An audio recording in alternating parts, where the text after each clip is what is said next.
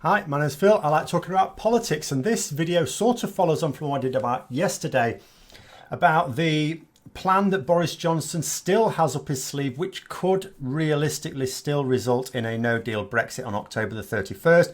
But this one is specifically for those interested in Labour, whether you're a Labour supporter or just someone more interested in party politics in the UK. And it's essentially what I think, because I am a Labour supporter, Jeremy Corbyn as leader of the Labour Party needs to do. And if he did this, and he has the sole power to do this, he doesn't rely on others as such because all the others would be in favour of it, it would allow him to achieve four objectives. First of all, it would end Boris Johnson and his cabal, their power in the country. They'd be gone. The second thing, it would completely end the prospects of a no-deal Brexit. It would actually end the Brexit situation fully as well, one way or the other. And four, it would massively increase the chances of Labour winning the next general election. But first, if you find yourself enjoying the video, then please click the like button and subscribe to the channel. So, in terms of Boris Johnson and his gang, so Parliament has attempted legislative ways of stopping them taking us out with no deal, which may or may not work, because there is the little flaw that I talked about in yesterday's video. And you don't have to have watched yesterday's video to make sense of this, by the way. I'm not even going to say it helps. It's fine. This is totally distinct. The problem with that is it doesn't deal with Boris Johnson. It doesn't deal with Dominic Cummings, Jacob Rees-Mogg, Dominic Raab. It doesn't stop us looking increasingly stupid in front of the rest of the world, looking increasingly heartless. It doesn't stop all those millions of people there. The Tories have already plunged into poverty, remaining there, and millions more finding themselves in there either. It doesn't stop any of that. All it does is stops Boris Johnson taking us out with no deal soon. Maybe. That depends on a couple of things happening there. That's the problem. The only way there has ever been to definitely, and this is what we really need, we don't need things that increase our chances of a certain outcome. We need things that are definite, and Parliament has a way of definitely stopping Boris Johnson, and that's to replace him. Issuing a vote of no confidence. Jeremy Corbyn has the power to do that. The reason he hasn't yet is not because he doesn't want to, it's because he needs to know he'll win it, and at the moment he won't win it. And the reason for that is if he issues a vote of no confidence and Boris Johnson loses it, then one of two things happens. Either Parliament needs to get behind another candidate to be Prime Minister, in which case, fine, Boris Johnson's replaced the new Prime Minister enters number 10. Good times. But if that doesn't happen within 14 days, then a general election is triggered. Well, that's not a big problem for Boris Johnson.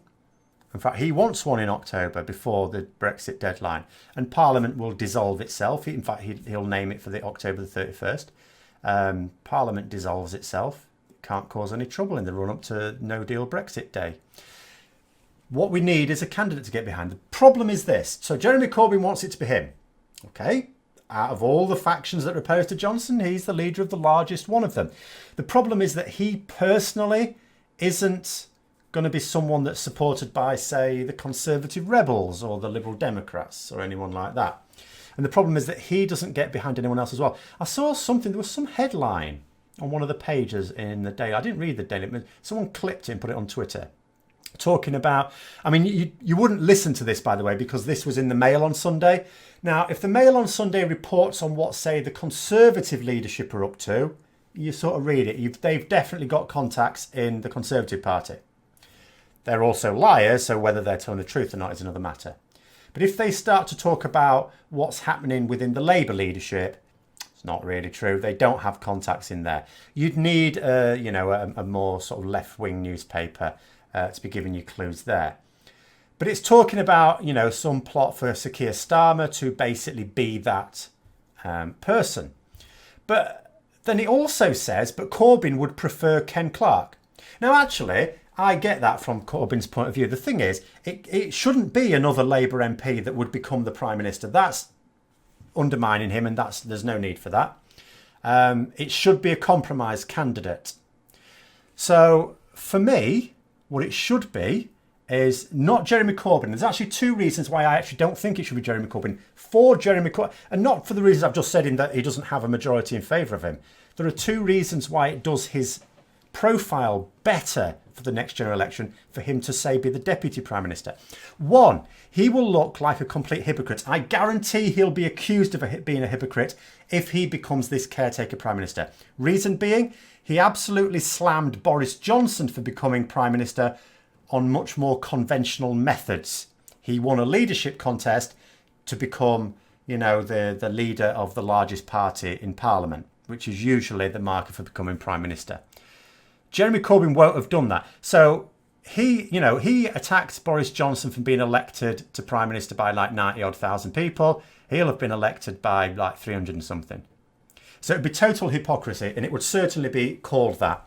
The other thing is, he could do more good as Deputy Prime Minister for this little period, and it would help him become the real Prime Minister and the pucker one. As he himself said, a Prime Minister should be chosen after a general election. Right then, it will help him do that. Now, the proposal is this. You get a compromise candidate to be Prime Minister that doesn't have lots of affiliations. Now, it could be Ken Clarke. A lot of people have said Ken Clarke, that'd be okay. I would suggest Caroline Lucas. Now, the reason I would suggest Caroline Lucas is, one, she's quite respected.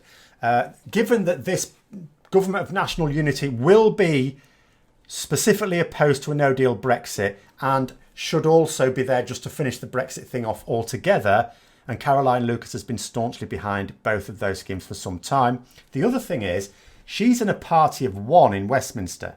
So becoming Prime Minister means that there'd be no favouritism in terms of who she appoints into different cabinet posts. But in actual fact, the reality is, I would suggest they negotiate these cabinet posts ahead anyway. And this is what I would do as Jeremy Corbyn. You might think, so obviously in this group, you've got about 20 Tory rebels who are really independents at the moment. You'd have getting on for 20-ish Lib Dems. They're growing all the time because one of the Tory rebels has just joined the Lib Dems. You've got roughly 20 Lib Dems, just a little bit under. You've got, the SNP, what was it, 35 SNP MPs, I think, roughly.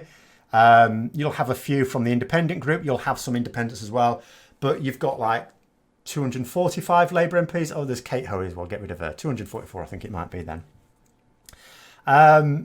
So obviously Labour are by far the largest faction within that. So of course they would get the bulk of the cabinet posts.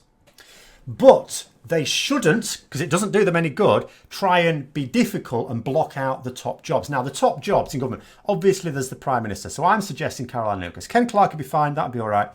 But I'm suggesting Caroline Lucas. Jeremy Corbyn as Deputy Prime Minister. Benefit of that, he's effectively senior member of the cabinet without portfolio. That means he can deal with the job of making sure Labour look good. Then the other top jobs are Chancellor. That's the top job below the Prime Minister. Then you've got Home Secretary and Foreign Secretary. So the Treasury should go to Labour. Make John McDonnell the Chancellor. Okay, that's reasonable. Nothing unreasonable about that. Home Office and Foreign Secretary, don't try and take those. Give one to the Lib Dems, one to SNP. Let them decide amongst themselves, obviously, who would prefer which. I reckon the SNP might prefer the Foreign Office and the Lib Dems maybe the Home Office, whatever, that's fine. What Labour, I think, should do, and obviously a couple of cabinet positions need to go to the Tory rebels as well, and maybe you throw one to the independent group for giggle. Labour shouldn't be greedy. What they should do is be strategic. Labour should take the ministries that are directly connected to public services. Health, Department for Health, Department for Education, Department for Work and Pensions. Let's say energy as well. Get the ones that are directly related to public services, because all of those people, maybe not the Tory rebels so much, but they'll be a much smaller part of this government. The vast majority of them will be in favour of reversing a lot of the more extreme Tory cuts in those public services. Start to fund them properly. Start to change policies.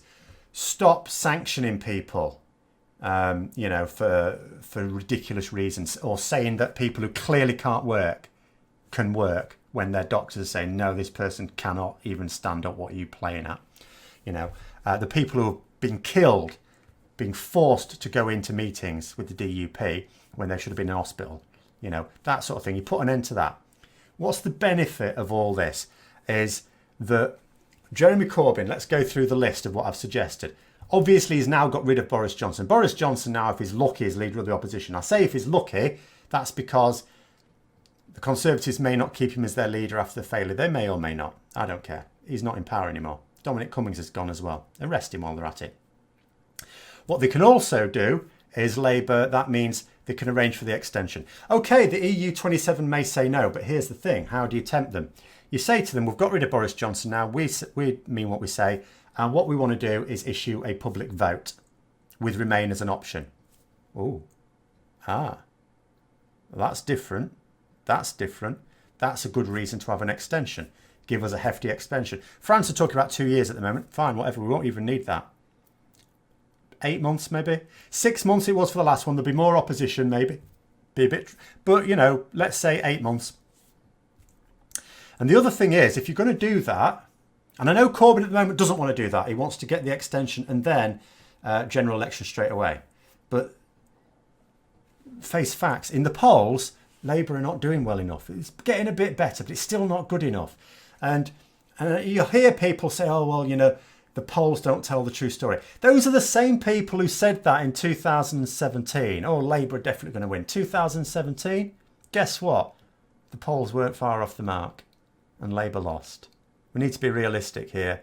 Labour are not going to sweep to victory. The best we can hope for is that we end up with a minority Labour government. That's the best we can hope for. Can we hope for something a bit better if we just play it a bit cleverer? So what we can do, have that public vote. That definitely gets, well, as definite as we can hope for, gets us the extension.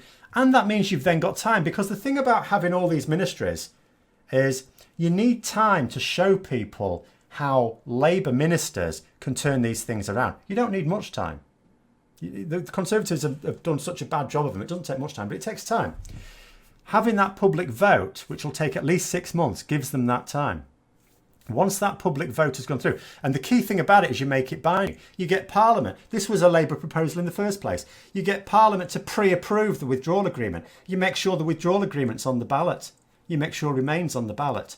There's different variations of things you could still do at that point, but those two at least are there as options. And then if people vote to leave with the withdrawal agreement, it'll be automatically done. There's no more arguing in Parliament. It's pre-approved. That then becomes a binding referendum. And if it's to Remain, the Article 50 letter is automatically triggered, gets signed off, done, Brexit's finished with. And at that point, you haven't even got that to hold against Jeremy Corbyn either. It does him some good. But the main problem Jeremy Corbyn has at the moment is there've been a lot of attacks. Conservative, particularly the popular press, have convinced people that even people who think no deal Brexit's really bad, they're thinking, oh, if you think that's bad, wait till you see a Jeremy Corbyn government, that's even worse. And he has been totally ineffective at countering that, totally ineffective. And it doesn't matter whether you think that's because he's an idiot or just because of the evil Tory press, it makes no difference. It's still a fact. So how do you counter that fact? Simple. You show them it's wrong. You put Labour ministers in charge of those departments after 8 to 10 months, because that's how long. Because after the referendum's finished, then you need a couple of months for the general election. So you're talking 8 to 10 months before the general election, at the point at which the National Unity Government forms. That's then enough time to show them, actually, look, this is what a Labour government does. Because although it won't be a Labour government, it will be a majority Labour. Most of it will be Labour. And it'll have Labour ministers in those key public services ministries, which are not traditionally the biggest or highest profile jobs, but they're the ones that Labour should be getting. And I think it'll be easy for them to negotiate that. And that's the other cunning part of having Caroline Lucas as Prime Minister as well. It means Labour can have energy, because otherwise she'd want energy, wouldn't she? Let Labour have energy. Then you plug their renewable energy credentials and climate change credentials in general as well. Let them do well on that. Just show how much better things can get very quickly with a Labour government. And then you head into that general election and you've achieved all four of those objectives. You've got rid of Boris Johnson. In fact, you'll have got rid of the Conservatives. You've got rid of the spectre of a no-deal Brexit, which has been laying carnage to British jobs and industries. You actually get rid of Brexit, which means all the people that have abandoned Labour over their, at the very best, if most charitably way of looking at it, is fence-sitting Brexit position. You know, some may not come back, some may just never forgive them or not for a while, but some will. And you improve your chances of winning the general election. For me, it's just an obvious win-win. And as I say, as Deputy Prime Minister, he gets to coordinate all that, because Deputy Prime Minister isn't a real job. You know, you have a high profile, but you don't really have a job. So he gets to spend his time still being Labour leader, really, and not having lots of everything else. Yes, I know what he might think. He might think, well, I need to show I can also be Prime Minister on the world stage. Well, it's not a long period of time, and he's never going to get that anyway because he doesn't have the backing. If he had the backing, I would say, okay, fine. But I still think Deputy Prime Minister is still better even if he had the backing. But he doesn't have the backing. Prime Minister isn't an option. This is an option. And isn't that better than keeping Boris Johnson in government? That's what I would say. The other thing is, the other advantage is, you know, Labour attracts far more of young voters than the Conservatives do. And in another 8 to 10 months, there'll be another load of young people of voting age by then. Even better. Even better. So for me, this is what Jeremy Corbyn should do. It's what I hope party conference tells him to do. Let me know what you think in the comments below. Hope you found the video interesting. If you'd like to support the channel further, then please click the Patreon link for details. And until next time, I'll see you later.